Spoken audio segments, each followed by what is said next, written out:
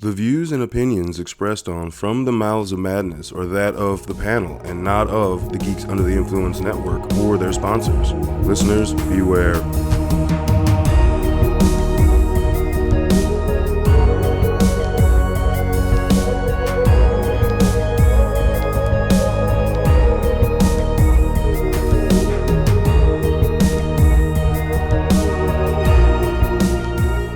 Coming straight for the Mouths of Madness, I'm Lowdown. With me as always is... Have you, Hunter? What's up, you, I don't know, body-exploding bitches? Taking over the world, bitches. Yeah. Yeah, no. He wanted to take over the world.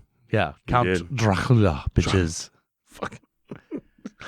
Oh, man. I am in a toxic relationship. Oh, man. Okay, so tonight on the chopping block, JK, before I tell you what we're talking about, first I got to ask you to like, comment, share, subscribe, all that good shit across all the social medias from the Mouths of Madness, because it helps us out. We appreciate that. So any chance you have to, anywhere you listen to your podcast, just comment on us, rate, review, all that stuff. Greatly helpful. Tell a friend. Tell a friend, like, hey, I'm listening to these two stupid motherfuckers talk about shit. These guys are idiots, but you should listen to it. You should listen to them, exactly. Because they're fun idiots. Yes. Madness boys are pretty fun. The Madness boys are dated. Do. So, all right, now that's done. We are going to be talking about 2023's Renfield. Now, I can speak for both of us when I say, when this news dropped, it was like, holy shit. We had a little tease because someone caught a Dracula dressed up Nick Cage smoking a cigarette off the set, and people were like, what's this shit about? And we all went, yeah, what the fuck is this about? Because that looks fucking awesome. And then that first trailer dropped, and I didn't know what the fuck it was. I wasn't paying attention, and you got the dude sitting in the therapy group talking, and then it cuts to a shot, and there is motherfucking Nick Cage as Count Dracula. And it's all right. Easy. We're making messes on the table here. I mean, it's a messy movie. So it's a messy movie, and you know, I was introduced to Nicholas Hoult on X-Men. It was the first time I'd ever seen him. Yep. You know, and I loved his Beast. Like I thought he was a great young Beast to what. Fucking Frasier. God damn it. Kelsey Grammer, yeah. It was like a great young version of what Kelsey Grammer already established as Beast, right? He's really good at kind of inserting himself into these franchises. No shit, I mean, right? Fucking Mad Max. Right? You know? It's shiny and grow. Yeah. So, and then, I mean, like, and he's had forays into horror before with, you know, do we horror really comedy. Warm Bodies? Really, do we got to our Warm Bodies? I was going to throw out Menu, but yes, also Warm Bodies. But... Oh, that's right. Okay. Yeah. Okay. Yeah. It's like Warm Bodies. See, I set you up. You're the one who said fucking Warm Bodies. Gotcha, bitch.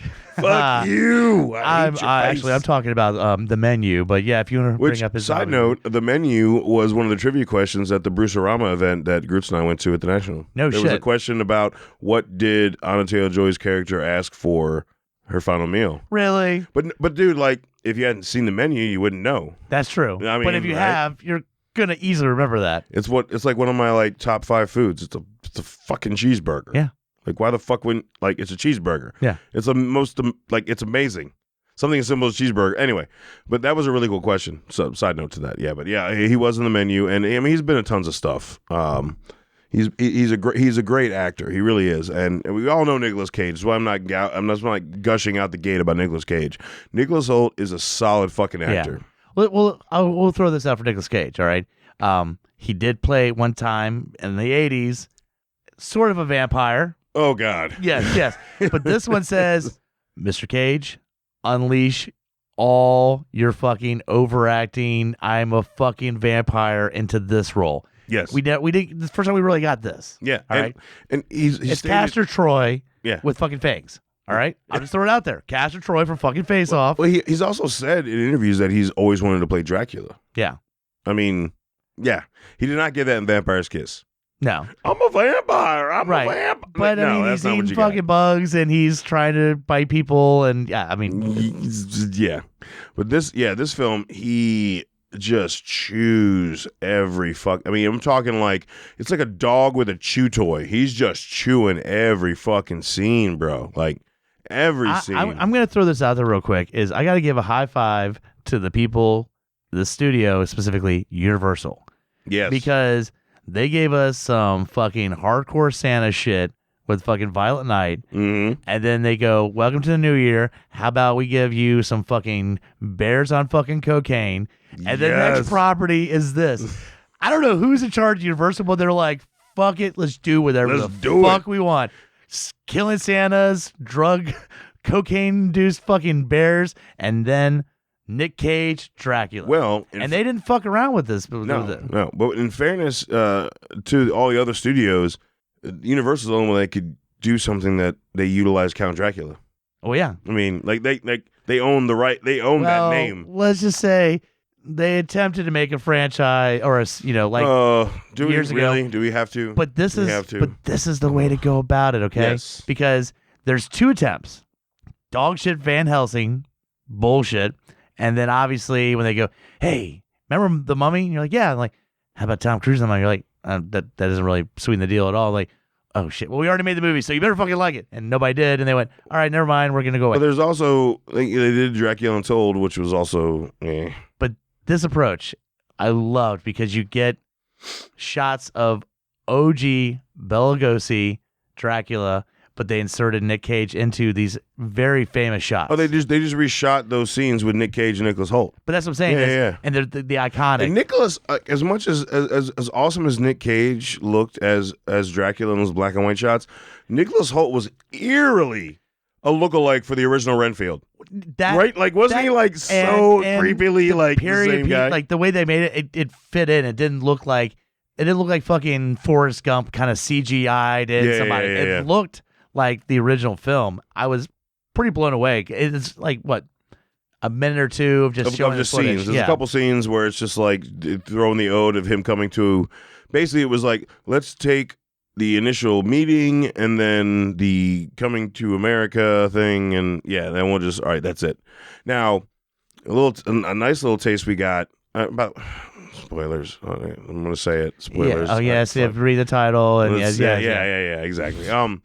If you stay through the post credits, you get a amazing ode to the Dracula film poster and the way that Dracula's written in the orange and red. You get Renfield written like that, and that was fucking awesome. I'd almost say with the credits, it's almost like they went, okay, they did homage to the OG original Universal one.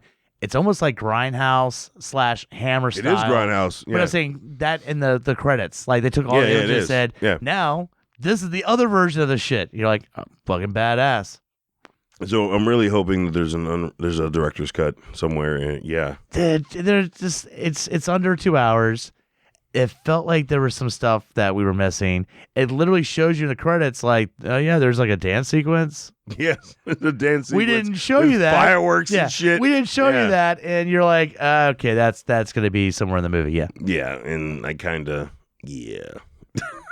really want to see that. Yeah. But no, this film it doesn't waste any time. It gets the prelogue out of the way, like Renfield's going there, obviously. All right, if anybody has, I hope everyone listening has read Bram Stoker's Dracula, or at not, least for shame, or at least watch the Francis Ford Coppola one, because that'll give you the same beats. Kind of. It still misses some of it, but Renfield goes to Dracula's castle mainly to make a land sale. And he thought he could get rich off of this massive fucking property sale. And then he becomes Dracula's bitch. And they pretty much, that's where it picks up at, is he's Dracula's bitch. Yep. And he is just getting manipulated by Dracula. Pretty burnt the fuck out. Yeah. Yeah. But I mean, like, it goes back and talks about the relationship of, like, he could have ended Dracula, and then Dracula did his thing and manipulated him. He called him a friend. Yeah. Yes. And it was like, oh, God. Motherfucker lasted his wife and kids and all that, but that didn't matter to him. No. But Dracula being like, come on, pal. And he's like, okay, I won't let you die. He was like, also in Renfield, they will lock you up as soon as I'm dead. Yeah, you totally helped me out. Yeah. Like, guilt by association, motherfucker. And, I mean, in reality, Dracula wasn't wrong. Yeah. That's kind of what would happen, Now, the biggest thing for me watching this film, I had something recent to compare it to that we actually never touched on for the Madness was the 3-part miniseries, the BBC series that Netflix had, with Dracula. Oh shit! Yeah. And that went beat for beat. Like Renfield's in a fucking institution. Yeah. And I was kind of like, you saw more of the manipulation that was reminiscent of that miniseries than you did from because the original Dracula 31 didn't really touch on the manipulation side of it as much. Yeah, it's kind of beat points. Yeah. Do they even bring up how he became like so badass before he was a vampire? Yeah, no. So, but the Dracula miniseries up to Renfield was, I don't know if any fans have watched it, but it's pretty solid. Like it's a good series. Yeah. And there's a whole episode around the Demeter, which we don't get in this film really at all. We get like a couple scenes. This movie feels like more of just kind of like, let's give you the beats. Yeah. And then we're modern time. Bam. We'll give you the beats, and then it's modern time, and it's more about, it's much less about Dracula and more about, Renfield.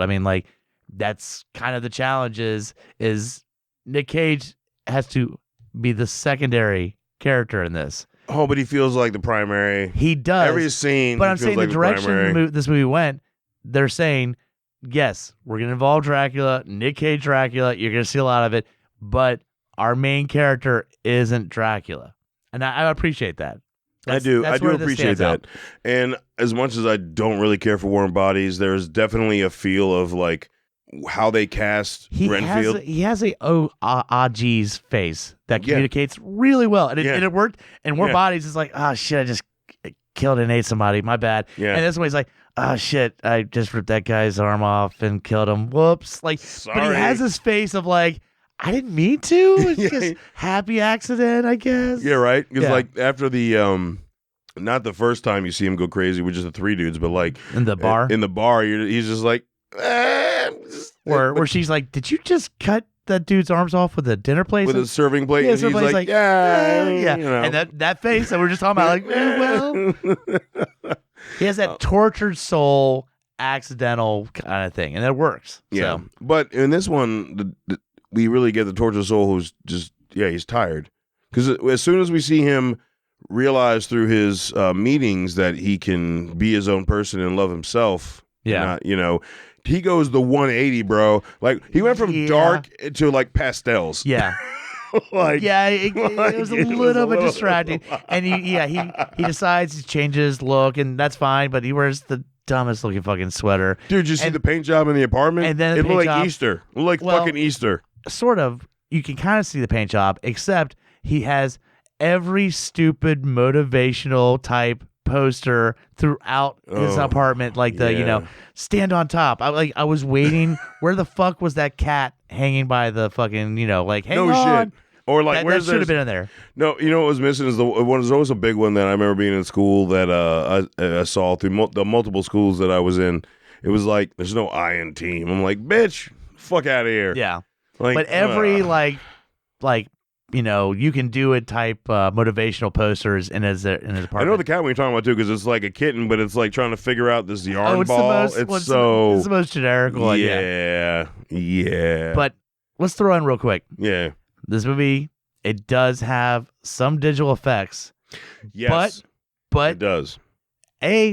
Some of them are distracting. Some of them I'm fine with, but it also had practical. And I like his Dracula when he's still like very weak and stuff like that. Oh, the first time you see Dracula in the modern day. Yeah. Well, I'm specifically talking about the first time. Like the second time you see him, he's healed some more. But the first time you see Dracula in the modern day when they're in that old hospital, he looks, dude, that is amazing practical effects. He looked like Darkman. Darkman is right after the accident. No Darkman, shit. But with like huge cysts. Like Darkman combined with like, I don't know. Dude, I thought the same thing. The dude from RoboCop, when he gets hit with the toxic, like Oh, when Man, he's and he's like bubbly and melty. Yeah, kind of a combo of those two. Yeah. But no, that dude, it's fucking rad. You mentioned Darkman because I saw them like that's the way his bottom jaw looked. I'm like, exactly, dude, that's fucking Darkman, dude. That's but awesome. I'm saying they gave us practical effects. And you knew going into this they were going to probably have a lot of digital, but the digital is still a lot of fun. Yes, yeah. The digital isn't like. It's not like watching the series Spartacus with the fake blood splatters and every sword thing and it didn't but feel. It wasn't lazy, especially. Let's take body parts off and use them as weapons. Oh wait, let's fuck it. Let's go into that. Can we? Let's do it. Can we talk about that, right. dude? Hunter. There's simple things in this world that I want to happen. He looked over to me and was like, what have I been saying? I want to see somebody be impaled with her. We had it close. Remember when we covered the Silent Night remake? Yeah. And he literally grabbed her leg and I was like, here we go. And he fucking threw to the wood chipper. And I was like, can we not get someone taking arms and legs and using them as weapons? And this movie said, we got you. And we got you not just as a fucking like blunt object. No, we're harpooning that shit. Yeah, we're also harpooning spearing that the shit. fuck out of somebody with some arms. It was, dude, as soon as he ripped him off, because the I think it was the last trailer, they switched it up and instead of showing the bar scene, they showed the apartment complex scene. And you see him rip the arms off and he's holding him like, what the fuck? And then, but in the movie, it's just like he is beating the shit out of people with these fucking dismembered arms. And then he just uses them as spears and harpoons them across the fucking apartment complex to stab motherfuckers in the chest. Dude, how the fuck? Like, how can anybody watch a movie and not think this is amazing cinema? This is awesome. Yeah. Like, this is, yes, give us this. Well, I found a little secret at the end when I went to the credits. I completely forgot about. There was something familiar with the fight scenes and how when he eats a bug, he gets that fucking strength, right? And just almost punching through people's faces and ripping body parts off. I went, God damn, there's something familiar. And I went, wait. And I saw who wrote this. And it's Robert Kirkman. I said, this is like a live action Invincible. Yeah, we talked about that after the movie. And when Invincible's and where shit, I forgot I got superhuman strength. I just literally destroyed this guy's head. Yeah. That's what this movie feels like. Because Kirkman just went with the same beats, except instead of it being Invincible, it's Renfield. Yeah. This is Invincible. Exactly. And if nobody has read nor watched season 1 of the animated series, which season 2 should be coming out, I think sometime this year. Okay, it's supposed to be summer. soon. Yeah. Like, fucking Invincible is so good. Yeah. Yeah. But this is totally Invincible. But yeah, it made so much sense when it said written by. I'm like, yep, thank you. All right. Yep. Because one thing we didn't notice is who was doing the effects on that, because I would like to know. Because, like I said, some of that is hard practical. Like, oh, dude, and it's in the fucking trailer. But when he jumps down and just like lands on the dude's upper torso, and he just obliterates him, I'm like, it still looked good in the movie. Like, it wasn't something I was tired of seeing because I saw it in the trailer. Right? Can we also throw out the bad guy just real quick? Random fucking was it Ben Schwartz? I believe. Mm-hmm. You know, a role I never thought I'd see him as the cocaine dealing bad guy. Son of the bad guy. The real bad guy is the mom, right? Yeah, but I mean, he pretty much. He basically sells becomes Dracula. Yeah, he becomes Renfield. Yeah, basically. Yeah, and he just snorts a fucking scent like millipede. I'm like, oh, bro, that was pretty bad. That was pretty bad. Yeah, that was terrible. Oh, but no, he was. I've always enjoyed him as a comedian. Yeah, I just never thought I'd see him in this role. No, he's all tatted up and shit. His car was amazing though because it has like the family logo, except it's railing a line of Coke. Like the decals, like you're not even trying to hide. No, you give no fucks. You're like, I fucking sell cocaine, motherfuckers. You give no fucks. But he was like the perfect like stereotypical drug dealer, but like amplified. Yeah, right. He was like, I am this, but I am on steroids. And see, I don't know if you noticed, we brought up Nick Cage, but in this. That's how I think the direction went, is that there's so much to talk about with Nick Cage, but there's so much other stuff. And that's the magic trick. It's like, hey, look over here. But also, I was also talking about Nick Cage for the end, because... No, I understand. Nick Cage. But I'm also saying, a lot of Nick Cage movies, sometimes we can talk about... Is Nick Cage. Yeah. And this one, there's so much shit going on. And Also, now you have Nick Cage as Dracula. Now let's just Nick Cage. Like if there was ever a movie that Nick Cage did that chewed more scene than this, listeners, please talk to us, because this motherfucker, dude, you know a dog when you come home from the pet store and you show him his new chew toy. That was Nick Cage with the role of Dracula. There's a line here that perfectly communicates Nick Cage, where he's talking to that one woman, and he starts smiling. She goes, "Is that you agree with my plan, or you're about to murder the shit?" That was what's his face? That was the son. Okay, was it him? Okay, yeah. But he said basically, he's like, "Are you really laughing, or are you about to murder the fuck out of me?" Yeah. And you know what? As a Nick Cage fan, that's a question I ask all the fucking time. Yeah. So yes, thank you for bringing up the question. Okay, is this you're about to laugh and start crying and murder the shit out of me, or are you actually happy?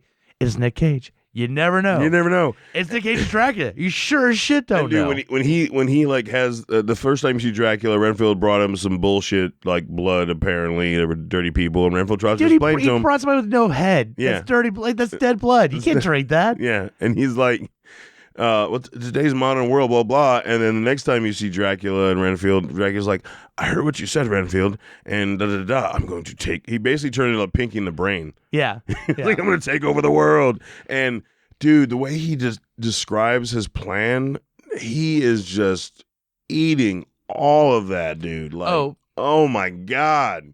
By the time you get to later on in the movie, and they make it to his lair, this abandoned hospital, and you hadn't really thought about the time period, how long it's been going on, but then you see a fuck ton of bodies, and I forgot. Oh yeah, he's looking more like Nick Cage, which means he's had to devour a shitload of people. There's like piles, not one pile, but multiple piles of bodies. When Schwarzenegger walks in there, it's like dead bodies, like, oh, dead body, and then there's just a plethora of dead bodies everywhere. I was like, oh yeah, that's right. Could you imagine the smell? Yeah. Oh, one of the greatest scenes with Nick Cage is when he finds out from the boss's son that he has been helping innocent people, and he goes to his apartment. Oh yeah, that scene in the apartment where he's like, "Oh, so you were totally going to bring him my dinner, right?" Like they're having this like couple squabble, yeah, right? Like I don't know. I thought that was a genius. Apparently, I found out that you shouldn't have that mat because he's like, "How the fuck is he in the house?" Oh, his mat says,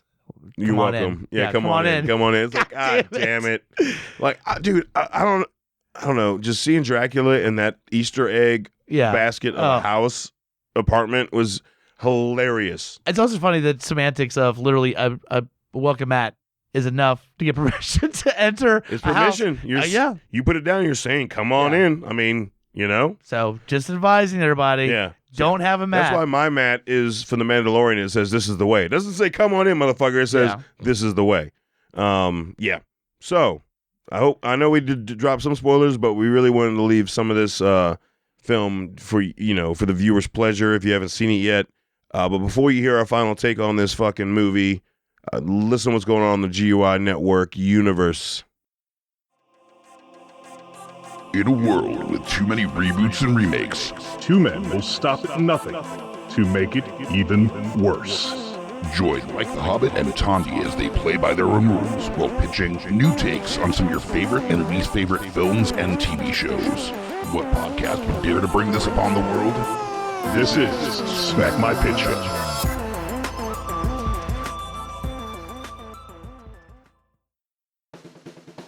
My name is Amy Bogard. And I'm Mike the Hobbit. And we are the hosts of Deeply Upsetting, where we use our expertise to answer your most upsetting hypothetical quandaries, such as, what non-winged animal deserves wings? And what body part deserves a secret mouth? Which cryptid is the worst roommate? These questions and more that plague you will be answered on Deeply Upsetting, available anywhere you get your podcasts and at GUIPodcast.com.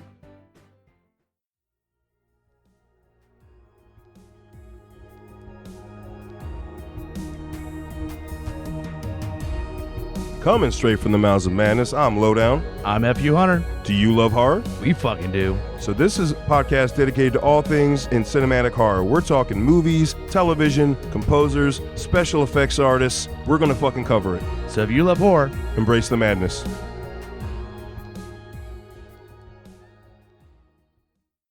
In a world of blockbuster movies, there's another dimension. The dimension of schlock cinema. Join us at Beautiful Disasters on a journey into the fringe territory of B-movie abandon. We review the flicks that are forgotten or underappreciated to give them a proper place in the annals of celluloid history. I'm the Groots. F.U. Hunter. Your guides at Beautiful Disasters. Come along with us for a fun ride. May the schlock be with you. All right, and don't forget, you can check out each individual podcast you just heard under GUIPodcast.com. You can also go to our links tab and check out our links to TeePublic, where all the merch is for all the shows on the network. Fuck, we're like in the mid-50s, I think, for designs. Yeah. So, and your Madness boys have 2 of those designs. We're working on more to drop this year. Man. Yeah. No, we're going to work on getting some more drop this year. So make sure you check that shit out while you're there. And now that that's done, dude, this shit passed. Dude, holy fuck. Holy fuck. It was more than I wanted. Like, yeah, I will more say than that I wanted. is that I thought the humor would be there from the trailers, and the trailers, there was a Red Band trailer, so you could see there was going to be some gore. But this goes, shit. Oh, we didn't bust our nut on the fucking trailer. We fucking held that shit in. You see this in person, like watch that shit. What did you say? They're edging through the trailer. Yeah. They're just like, not everything. No. Oh, what's he gonna do with that arm? You're not gonna know. Like that was great because how many Red Band trailers, and I love ruined the fucking movie. I love that Red Band trailers have come back, but man, there's some times where the Red Band trailers like check out the most fucked up scene in a movie, and you're like, why'd you do that? Why'd you do that? Yeah. Why'd you do that? If you had multiple fucked up scenes, good to go. But when you build up and here's your main one and everything else is kind of second tier, I don't want that. And that's what this movie was like. No, we didn't show you shit. Yeah. Yeah. We showed you some shit, but we didn't show you shit. Yeah. Like that was so smart and so well done to give people the violence, but also like, hey, yeah, it's just everything. The beats, the comedy, even what's her name? We didn't even really bring up Aquafina. Aquafina, she was funny. She's funny. She was funny. I found her kind of annoying sometimes. She was a little bit. She's always like that though. She's always kind of annoying. But even that, she didn't bother me. That's how good this movie is. Yeah, I was like, yeah, whatever. No, yeah. I actually enjoyed her character in this compared there was some to death, some other. Yeah, as opposed to Shang-Chi, where do we have to talk about Shang-Chi? Really? Yeah. But she improved that character work from that movie to this movie. Yeah, I understood more from this character through her acting than I did in Shang-Chi. Yeah. Like she built on all her and prowess. She's not screaming every 3 minutes. She's actually not screaming a lot, right? Like she's a cop in this one, so she's actually, I'm going to take your ass down. Last one, she's like, what's that about? What's happening there? That wasn't happening. And I was really a little worried about that. Nope, we got it good. Yeah. This will be in my collection. This will be. I'm buying this shit. Yeah, I'm buying this shit, 100%. Like, and this is one of those where we have the background movies. We're like, oh wait, this badass shit. This is just a watch. This is a put it in. Yeah. The comedy's good, and then watch these fucking crazy ass kills. Yeah, right? And then wait, Nick Cage is about to be back on screen, and he's gonna do some fucking over the top fucking Dracula shit. So yeah, like dude, the trap scene, quote unquote, at the end where they open, she tricked him and Aquafina tricked him, and she's really just going for the remote to open up the metal doors on the windows of the penthouse, and of course she does, and then he's like, in his head he's like, you bitch, and then he gets on, but he explodes into bats, and he's just like knocking motherfuckers over as he's flying. Oh yeah, that was fucking hilarious because he knocks over what's her face, like the boss lady of the family, the one that talks very. She's like an old actress. I know. She's been in tons of shit. Dude. I know she has. I feel really bad. She was in like 24 one year. Dude, I can't remember her name right off band, but she is like a fucking veteran. Yeah, like she's been in some solid shit. This movie and what we talked about, how we know there's gonna be a director's cut out there. Oh god. Maybe think about one thing. Maybe eventually down the road we should have an episode where these director's cuts. I mean, and we brought it up with Wolfman in the past, where give us the full version of this movie, and this movie, I don't think it will just make it more badass. But maybe we should do one where we talk about where those director cuts are kind of essential. Yeah, well, we and I think that's a good point, because we could also point out how they are good and how they aren't, because I watched the director's cut of Prom Night remake. You watched the original one, and they were both terrible. Yeah, that's true. But I mean, the majority, like the director's cut of there Wolfman, are some that and it's that's just crazy that you know we did the Wolfman Killer of Philly. You were watching the OG, and I'm like, oh no, the director's cut, bro. That's where to go. That's where to fucking go. This movie, have you since watched the director's cut? Yeah. Yeah, it's fucking. I own the director's cut now. Yeah, it's phenomenal. But I'm just saying, like, this movie had beats that you knew stuff was cut out, and if you watch the end credits, you can definitely tell shit was cut out. So I'm excited to see another 20 minutes potentially of what. Dude, if I get a dance sequence that also ends in blood, I don't think I could be happier with this film. There honestly, like that's. Just in the credits, seeing the dance, I'm like, I want that. I really, really want that. So that's it for Renfield. I hope you guys have seen it. And before you listen to this, obviously, we don't want to that's on you for listening to it. But like, I hope you're enjoying our enjoyment of this film. This is like, I feel like Cage's career has been just building up to this. Yeah. And like, I don't know where the fuck he goes from here. Like, honestly. What does he do from here? I mean, dude, his catalog the last 5 years, whatever he wants. No, I know, but I'm saying that catalog, not even the last 5 years. We're talking we go back 10 years. The last 10 years, roughly 8, I feel like he's been building to this. Right. Like this fucking movie. And I don't know where he goes from here. I think it's just another notch. Like, he's just like, all right, and he'll find some of this. So he was asked recently on, I think was it Kimmel? It might have been. No, it was Fallon. I think it was Fallon. What his favorite film was of his most recent, and he said Pig. Yeah, I heard him say that. I really do love Pig. Yeah, that movie does not need to be as good as it is. But there's Prisoner of the Ghostland. I mean, there's so much shit. I know. That's what I'm saying is like the last 5 years, he is just kind. I will fucking do. I'll give new directors a chance. I will try the most crazy ass shit. So this makes sense that he would jump in this movie. So yeah. All right, again, folks, that's it. Thank you for listening, and as always, embrace the madness.